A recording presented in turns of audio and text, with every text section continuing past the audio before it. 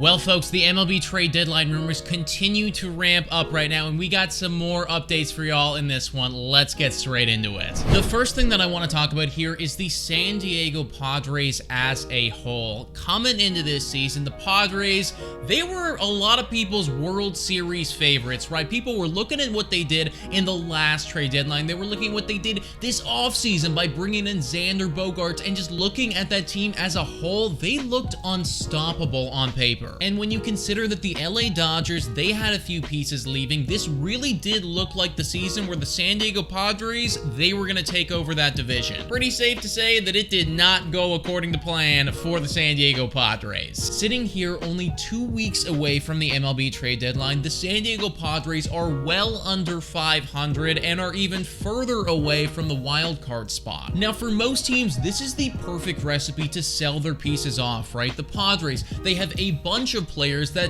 teams would be chomping at the bit to get, but apparently they're a bit of a wild card. It's been revealed that the San Diego Padres actually want to be aggressive at this year's trade deadline, and they're not looking to be aggressive sellers, right? They are actually looking to be aggressive buyers because they are still in that mentality of, hey, we brought in Juan Soto, we brought in Xander Bogaerts, we brought in all of these players, we need to make a push. That being said though, if in the next few weeks, if the Padres, they continue to scuffle, right? If that wild card spot, it goes further and further away from their view, I just do not see a reality right now where they wouldn't sell off a few of their pieces. This article writes, in Rosenthal's view, the Padres could dominate a seller's market with one of the top starting pitchers, Blake Snell, the top closer, Josh Hader, and potentially the top hitter, Juan Soto, available. Both Snell and Hader are eligible to test free agency this offseason, while Soto is controllable through 2024. If the Padres do decide to sell, then Rosenthal is absolutely right, folks. I mean, the prospects that you would get in return for those three guys alone,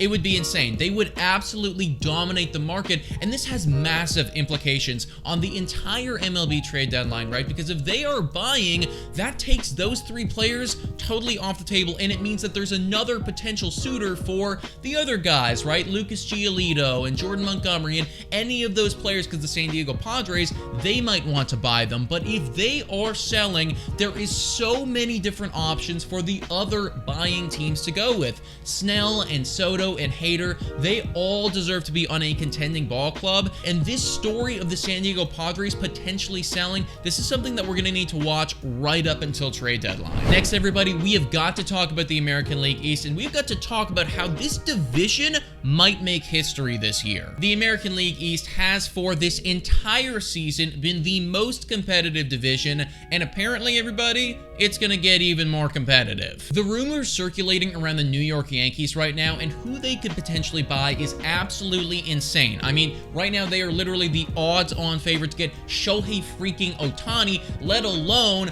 potential bats from the St. Louis Cardinals and potential pitchers from other teams, right? So they are gonna be in the mix. They're saying absolutely not. We are not gonna be finishing last in this division. We are gonna make a push, and we are gonna try our darnest to make playoffs. Well, apparently, everybody, they're not the only ones. The Boston Red Sox have now come out and said that they are going to be aggressive come trade deadline. MLB Trade Rumors says Chief Baseball Officer Shane Boone has said a couple times recently the team's play leading up to the August 1st deadline will impact how aggressively they pursue outside help versus entertaining offers on their veteran players. The team seems to be finding its stride with 2 weeks to go, putting the front office in a good position to add for a playoff push. And let's just paint this picture here, folks. The New York Yankees, they are going to be buyers. The Boston Red Sox, apparently they are going to be buyers. The Blue Jays, they're going to be buyers. And we already know that the Baltimore Orioles and the Tampa Bay Rays, they are definitely going to be buyers, which means that every single team in the American League East is going to be buying players come trade deadline. For starters, that is absolutely ridiculous, and as a Toronto Blue Jays fan, I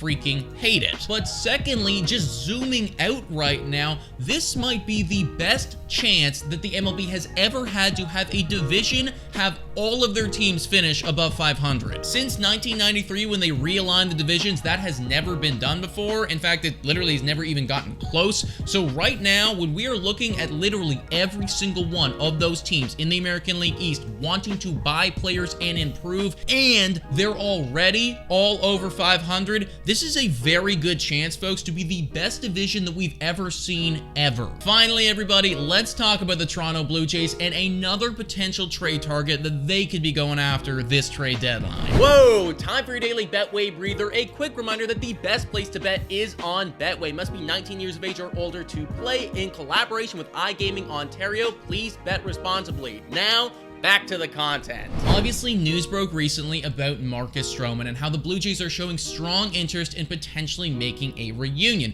But if they are talking to the Cubs right now, we as Toronto Blue Jays fans know that they need to go out and they need to get a bat, and what better option than Cody freaking Bellinger? In this article titled 3 Players the Jays Are Eyeing, they single out Cody Bellinger as being a player that the Blue Jays are looking at. They also go on to cite a Twitter poll where the majority of people were thinking that the Toronto Blue Jays would be the most realistic option to go out and trade for Mr. Bellinger. Now, I'm not entirely sure how accurate these rumors are, right? This could just be somebody looking to get a few clicks on their website, but I will say this. The Blue Jays offense, clearly it does need a little bit of a boost. If you bring in a guy like Cody Bellinger, who's having just a phenomenal season right now out in Chicago, if you were to bring him in, you put him in the 4th spot, you put him in the 5th spot, that might be the boost that this offense needs to go on an absolute tear in the second half. My perfect trade deadline, folks, and I'm just throwing this out here right now, the Blue Jays go out, they get Marcus Stroman, and they also get freaking Cody Bellinger, and they make that playoff push that we all know they can. But guys, let me know what you think about all this in the comments down below. Thank you so much for watching, and as always, go Jays go!